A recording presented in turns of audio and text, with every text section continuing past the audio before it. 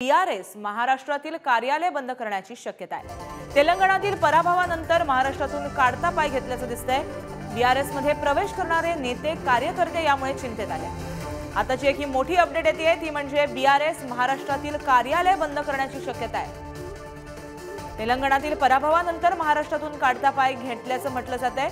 BRS मध्ये प्रवेश करणारे नेते आणि कार्यकर्त्यांमध्ये यामुळे मोठ्या प्रमाणात खळबळ उडाली आहे।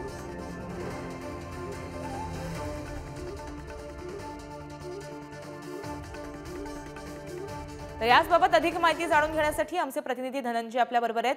धनंजय, बीआरएसने महाराष्ट्रातील कार्यालय बंद केली असल्याची गोष्ट आता समोर येते, काय अधिकची अपडेट?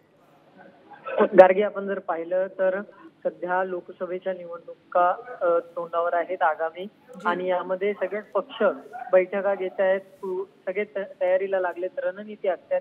आजच्याच बीआरएस जो नुकताच महाराष्ट्रामध्ये ज्यांनी एंट्री केली होती तो आता बॅकफूटवर जाताना पक्ष पाहायला मिळतोय।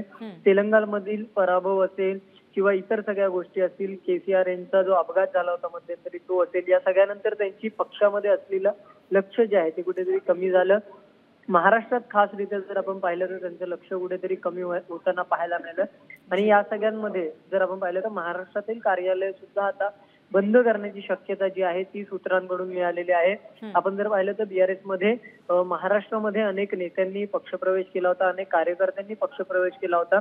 आता हे सगळे कार्यकर्ते जे आहेत ते चिंतेत असलेले पाहायला मिळत आहेत, कारण की जो तेलंगणामध्ये पराभव झाला त्यानंतर महाराष्ट्रातील कार्यकर्ते हे चिंतेत होते आणि अनेकांनी पुन्हा आपापल्या पक्षात घरवापसी देखील केली होती।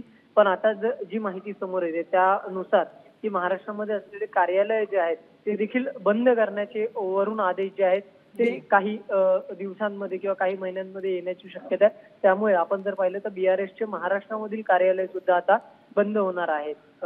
गार्गी, नक्कीच अधिक अपडेट घेत राहणार आहोत धनंजय। तत्पूर्वी धन्यवाद तुम्ही दिलेल्या माहितीसाठी।